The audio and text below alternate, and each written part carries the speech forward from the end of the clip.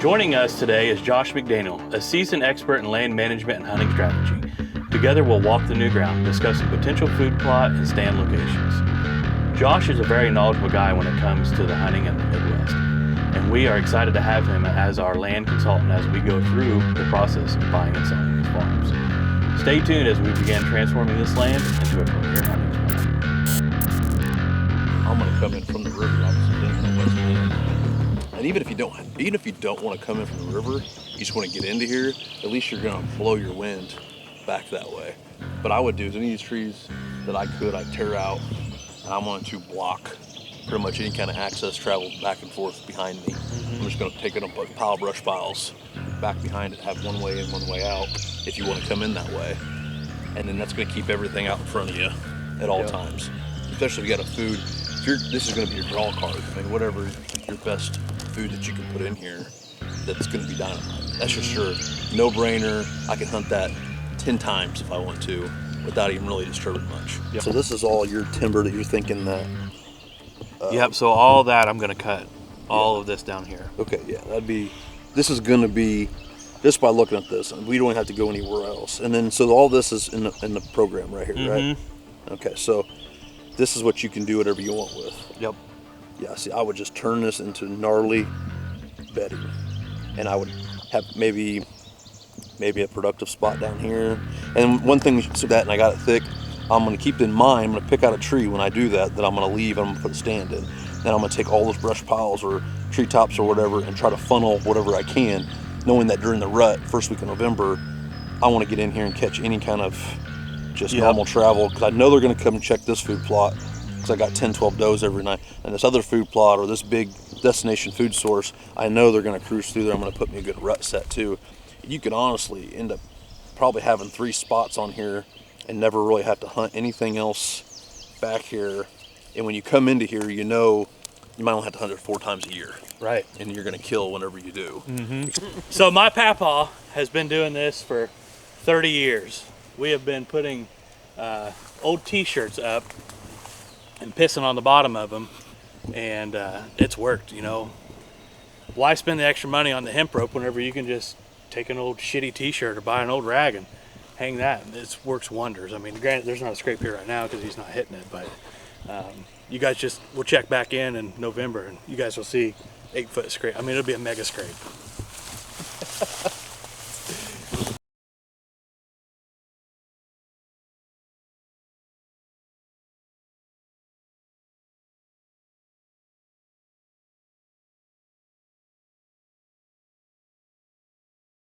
All the ag fields around here were on sandy soil and irrigation. Yep.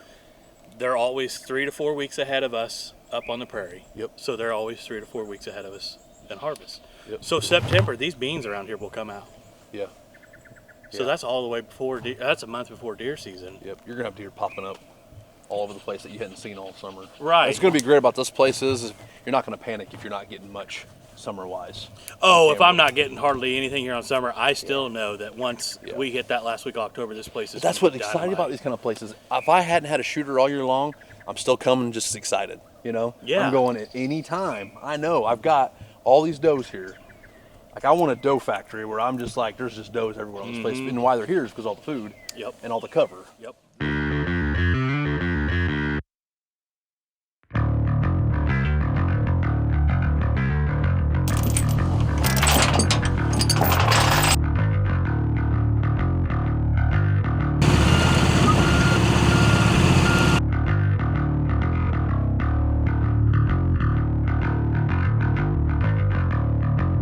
All right, guys, we're back in the very back of the property. We just got the track over here, as you can see. We needed a big boy, so we had the guys bring it over this morning, and we had this area cleared out for a food plot that we were talking about last week, and we got to looking a little bit more, and we need to make this food plot bigger. So we got this over here.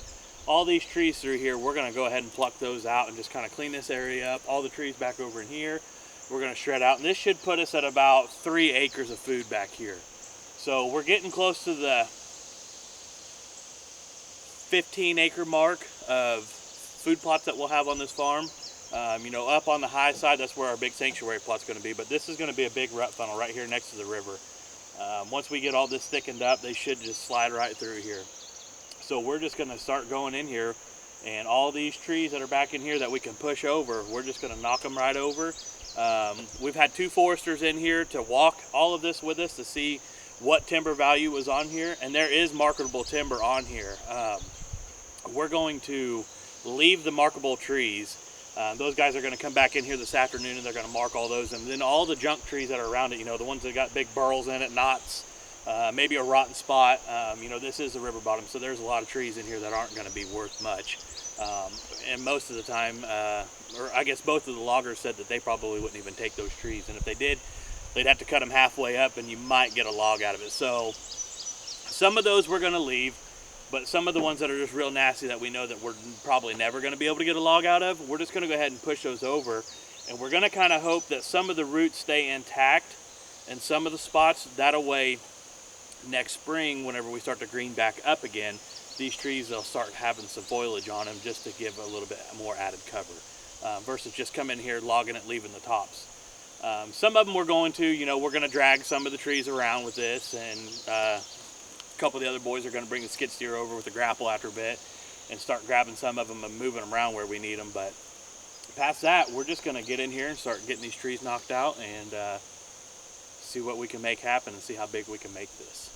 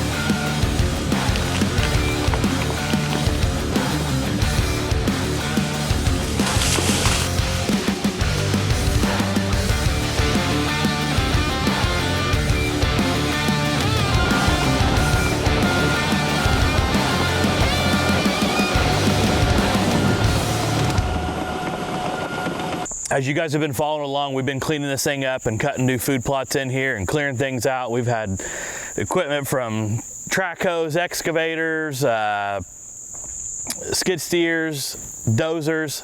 So this was a farm that we picked up a couple months ago, and it's not had anything done to it at all. And now we're coming in here and transforming it and getting it ready for hunting season. We'll post a picture where we started with this, and it was just nothing but cottonwoods through here. And we come in, cleared it all out and cleaned all this up. We've got a bunch of turkey pellets from Organic Works that we're bringing in here this weekend. Try to get in here before the rain. We're almost to August 1st, so we're gonna get in here and get all the brassicas planted and then you know, get everything sprayed. We've got the pond over here. We thought we were doing really good. A couple days after we dug it, it filled up. Now it's empty. the river dropped down, so we were getting the water table was rising from the river. So we're gonna get a liner or some of that mud that you can buy. Getting clay down here to truck it and getting back in here is just not feasible to get it packed back in. So we're just gonna put a liner in it and see how it goes, put a couple feet of dirt on it, and hopefully that holds and the deer don't punch a hole through it. If not, then we're gonna have to fill it back in, and we'll just put, you know, we'll buy some of those grizzly totes and put a couple of those in the ground out here. But so how we're thinking we're gonna hunt this is, if the pond gets to stay, we've got the pinch right here. We're gonna put a redneck right here. And then right up in here where the opening is, about 4 different trails come through there, coming off the CRP, and then off of the bedding, and then off of this food. And then all of this sanctuary over here along the river.